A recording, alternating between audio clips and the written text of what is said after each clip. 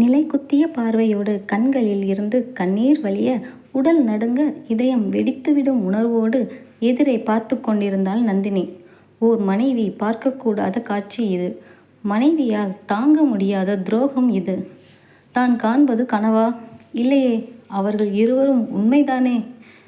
எப்படி எப்படி மனம் வந்தது இவர்களுக்கு என்னை ஏமாற்ற, என் பாசத்தை காலில் போட்டு நசுக்க, என் நம்பிக்கை உடைக்க?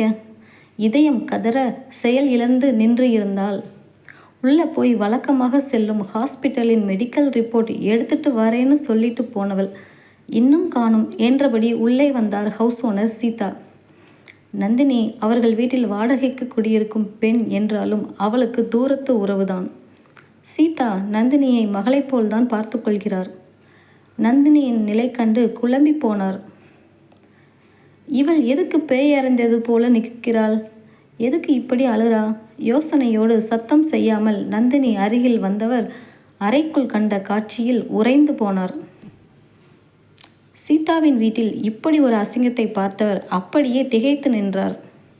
மங்களகரமாக தெய்வீக தன்மையோடு வீட்டை பராமரித்து வரும் சீதாவின் வீட்டில் நடந்த இருவரையும் வீட்டை விட்டு வெளியேற்றிவிட நினைத்தார். தன் வீடு என்ன சத்திரமா, இல்லை வேற மாதிரி இடம்னு நினச்சி இப்படி நடந்துக்கிறானா? சீ என கோவத்தில் சீதா நந்தினியின் அருகில் கொதித்து போய் நிற்க, அறையை நந்தினி திறந்ததும் தெரியாமல் வீட்டு ஓனரே தன்னையும் தன் அசிங்கமான செயலையும் காண்பது தெரியாமல் உள்ளே ஒருவன் தன் உடல் தேவையை தீர்த்து கொள்ளும் வேகத்தில் இயங்கிக் கொண்டிருந்தான். இருவரின் சத்தங்களும் கேட்டு நந்தினி காதை மூடிக்கொண்டவள் இருவரின் செயல்பாடுகளையும் பார்க்க முடியாமல் சுவரில் சாய்ந்து தன்னை மறைத்து கொண்டாள்.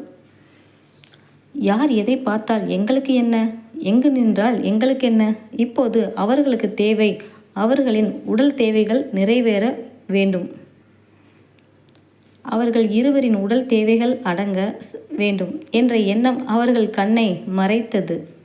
இருவரும் தங்கள் தேவைகளை நிறைவேற்றிக் கொள்வதில் முழு மூச்சாக இருந்தனர். பின்கட்டு வழியாக சீதாவின் கணவரும் அவர் மகன் இருவரும் வீட்டுக்குள் வந்தவர்கள் நந்தினியின் நிற்கும் கோலத்தை கண்டு நெருங்கி வந்தவர்கள் உள்ளே நடக்கும் கூத்தை கண்டு கொதித்து போனார்கள்.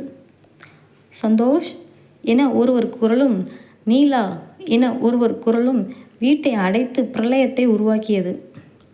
அவர்களை பார்த்த இருவரும் கொஞ்சம் கூட வெட்கமே இல்லாமல் மோசமான நிலையில் சந்தோஷ் பின்னால் நீலா ஒளிந்து கொண்டாள். தங்கள் இருவரையும் இந்த கோலத்தில் இத்தனை பேர் பார்த்து கொண்டு நிற்பதை கண்டு இருவர் மனதிலும் இருந்த பதட்டத்தில் தங்கள் நிலை எண்ணி வெக்கி போனார்கள்.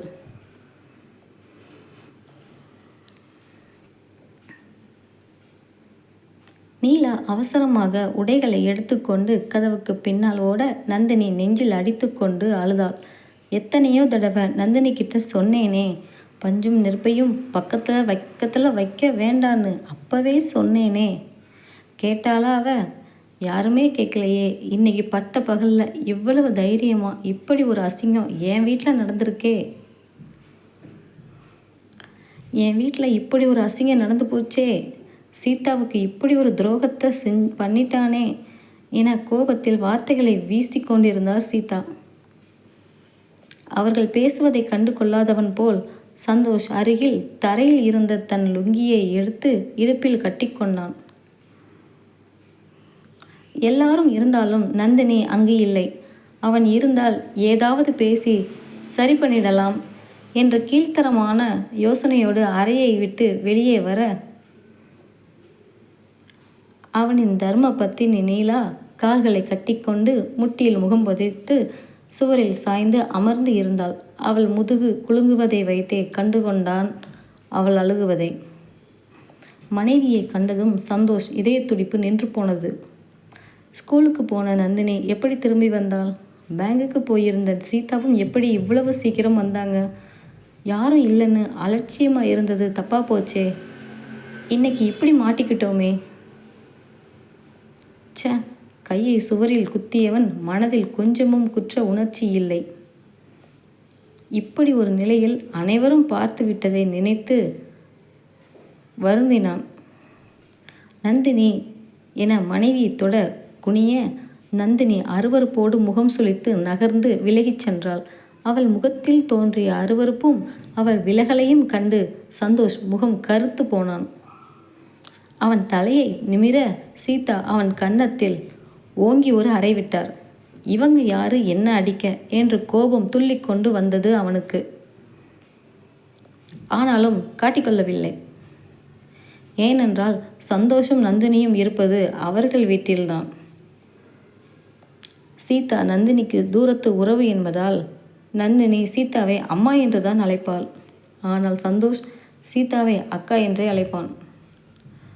சீதா அடித்த அடியில் சந்தோஷ் அதிர, அதே நேரம் அம்மா அம்மா அம்மா வலிக்குது நீலா கதறும் சத்தம் கேட்டு வீடு முழுவதும் கேட்டது. தடுக்கத்தான் ஒருவரும் வரவில்லை.